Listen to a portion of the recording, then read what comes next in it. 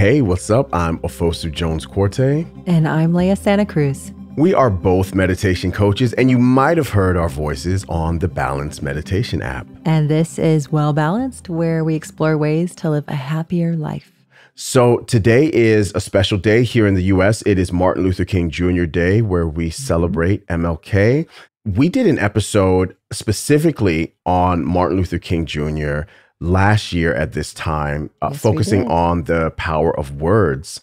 And at the time, that was just our 11th episode, and our audience has grown so much since then. Different things have happened. I mean, we were only audio back then. We're on video now, and people can interact with the show in so many different ways. So we thought that we would revisit the episode that we did last year for everybody who might not have been able to see that at the time, and for folks to reconnect with it, because I think it's such a good conversation. It was a really great episode, and it completely is relevant right now because Martin Luther King Jr.'s speeches and his message are timeless. Yeah, definitely. And the topic that we focused on, the power of words, it was relevant last year. It's relevant right now. And we see how words can incite people to violence and incite people to do harm. But we also see through the example of Martin Luther King, how words can be a force for good, how they can bring us together, how they can point us to what's essential in life. Well, let's take a listen. And then at the end, we can come back and share a few more thoughts on what Martin Luther King Jr.'s words mean to us in 2023. Somewhere we must come to see that social progress never rolls in on the wheels of inevitability. It comes through the tireless efforts and the persistent work of dedicated individuals, and without this hard work, time itself becomes an ally of the primitive forces of social stagnation. And so we must help time, and we must realize that the time is always right to do right. For you listening, that was an excerpt from a speech that the Reverend Dr. Martin Luther King Jr. gave at Stanford in 1967. It's called The Other America. And personally, I think it's a great example of the power that words have to inspire, to motivate, to really change us from within and socially, etc. And that's what I would love to talk about today, the power of words and what Martin Luther King Jr. can teach us about how to use words for good. So, for the purposes of our show today, I thought it would be great if we both had quotes from Martin Luther King that we could bring to the table and read and chat about what they mean to us, and to see if we can learn how to apply his way with words to our current world and ourselves as individuals. Such a great activity. I'm excited to do this. And this is going to go deep. Okay, well, with that said, Leah, why don't you go first? So I really find this quote speaks to me. He said, "The ultimate measure of a man is not where he stands in moments of convenience and comfort, but where he stands at times of challenge and controversy." And since this is from his book, Strength to Love, written in 1963, I'm going to just, if you don't mind, adapt it for all people and say, the ultimate measure of a person is not where they stand in moments of convenience and comfort, but where they stand at times of challenge and controversy. Yeah. It was funny because when I first read it, I didn't want to choose this quote. And it's because there was something about it that made me go, oh, yeah. It really made me look at myself. Yeah. And it made me examine myself in a way that wasn't comfortable. And that's why I chose the quote, because it made me feel uncomfortable. Because I know about you, and we've talked a lot about this, and I can speak for myself, and I'm sure you as a listener could also attest to the fact that we've been going through a rough time. Yeah. And as a society, as a world, and as individuals, I believe, all of us have been so greatly affected by the change of events in this world recently. And so I would consider this a time of challenge and controversy for sure. Definitely. And to really examine, like, what is the ultimate measure of me, how I'm showing up in these moments that are not comfortable, that are not convenient? Yeah. And am I proud of the way I've always shown up? And I can say that most of the time, I feel like I'm doing a great job moving through the waves, so to speak. But there are moments when I can admit to myself that I could have done better, or I could have been kinder to myself. Yeah. And I think that's why it's so powerful, because it is something like this that's a gut check to go, hey, how are you actually doing in this time? And what are you hoping to stand for? Like, how do you want people to remember you when you leave a room? Yeah. It's one of those quotes that if you allow it to be a measure of the inventory you take of yourself on a regular basis, can really help you become the person that you want to be. I just found it really powerful from an individual perspective. But I really want to hear your choice, Ofosu. Sure. So it's from a speech called Love Your Enemies. And this is an excerpt here. So somehow the isness of our present nature is out of harmony with the eternal oughtness that forever confronts us. And this simply means this, that within the best of us, there is some evil, and within the worst of us, there is some good. When we come to see this, we take a different attitude towards individuals. The person who hates you most has some good in him. Even the nation that hates you most has some good in it. Even the race that hates you most has some good in it. And when you come to the point that you look in the face of every man and see deep down within him what religion calls the image of God, you begin to love him in spite of. No matter what he does, you see God's image there. There's an element of goodness that he can never slough off. Discover the element of good in your enemy, and as you seek to hate him, find the center of goodness and place your attention there, and you will take a new attitude. Ooh, that's good.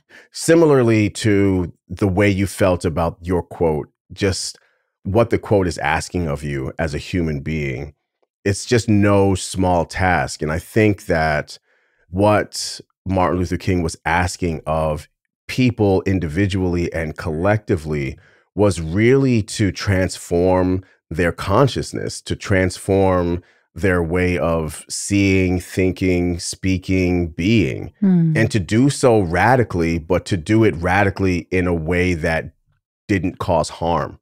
Really digging into what it means, that it's not like some like outmoded philosophy or something like that. It's actually trying to evolve your consciousness so that you can save civilization. Like going back to the opening quote that we were playing, where it's like time isn't necessarily on our side when it comes to creating a just universe. It's like something that we have to work for. He talks about isness versus oughtness, that we all have this tug of war inside of us, like, you know, our shadow side, our bright side. And if you can acknowledge that you yourself are wrestling with how to be a good human being, then you know that the next person, whether you agree with them or not, whether they hate you or not, they're also wrestling with how to be a good human being, and to be deliberate in choosing to see the good in others. Yeah, I think it's also really a nice perspective to apply it towards ourselves too. You know, when we get caught up in moments of hating some part of ourself or self-hatred, to remember that there is good in the worst parts of us too. And to have compassion towards ourselves as well.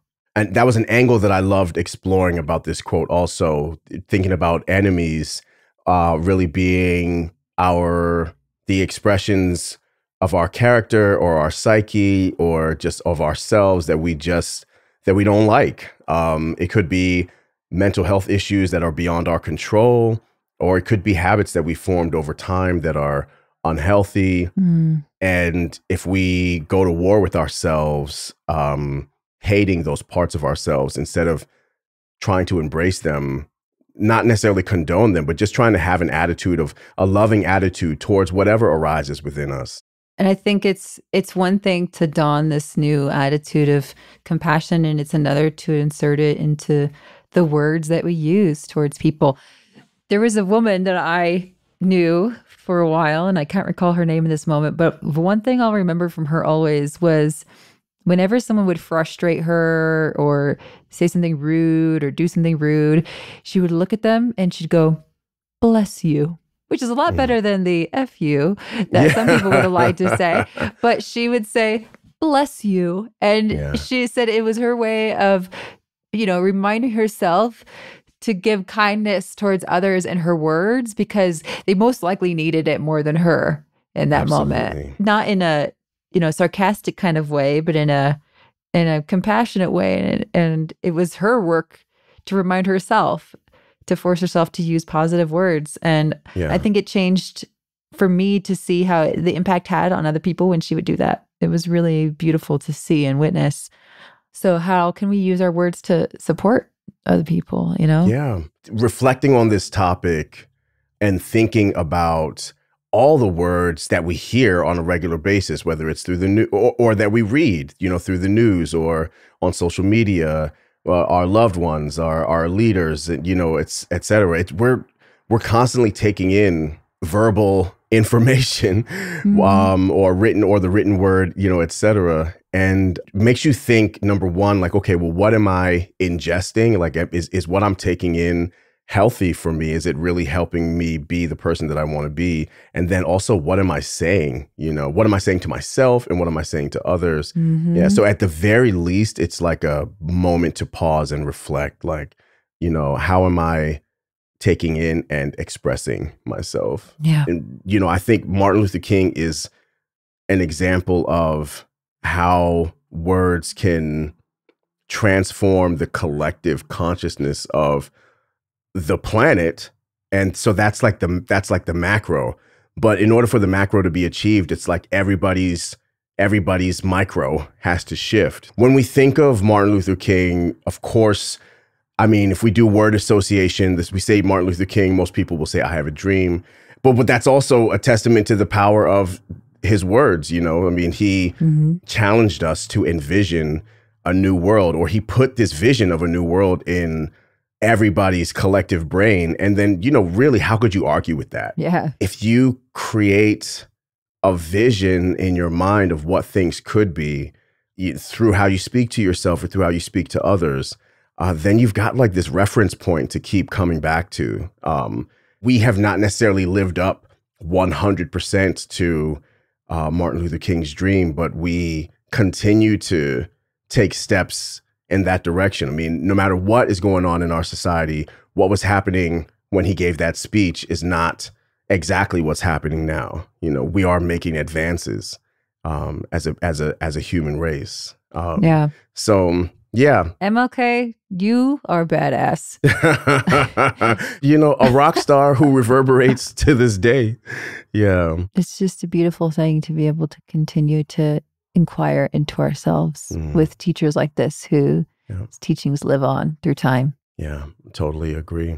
So this has been a great conversation. Hopefully, if you're listening, you're inspired to just reflect on the power of words, the power that words have to lift up and to inspire, to change, to transform, or to do the opposite and to be more conscious with how we use speech internally and externally. And we have the Reverend Dr. Martin Luther King to thank for inspiring us today.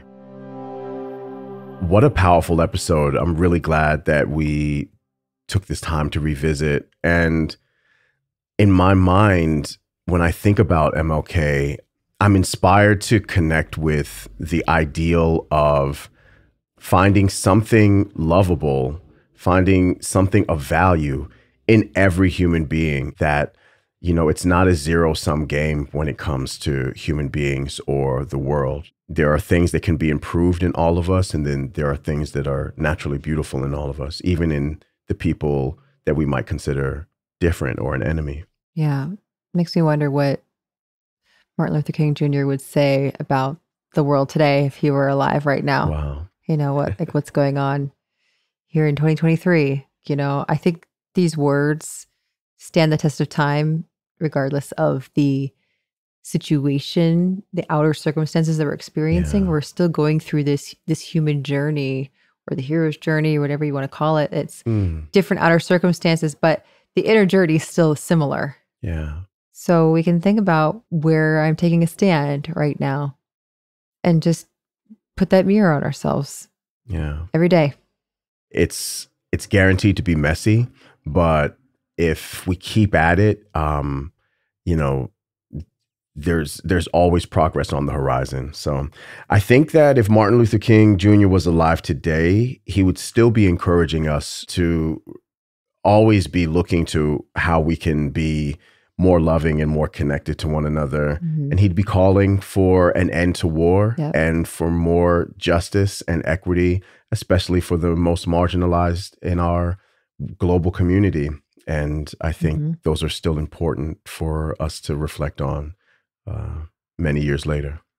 Well, thanks for being here with us, listening and watching. But if you're not watching this podcast yet, go check us out on YouTube. We are on the channel Balance, and we got a link to today's episode in the show notes. Or if you're on Spotify, you can see our video when you're playing this episode in the app. If you like our show, and we hope you do, please tell your family and friends about us. You can text them, you can email them, give them a call, and talk to them about this episode.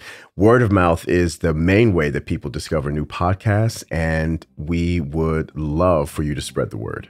Yeah. And we're going to be back next week with another great conversation. Until then, have a beautiful week.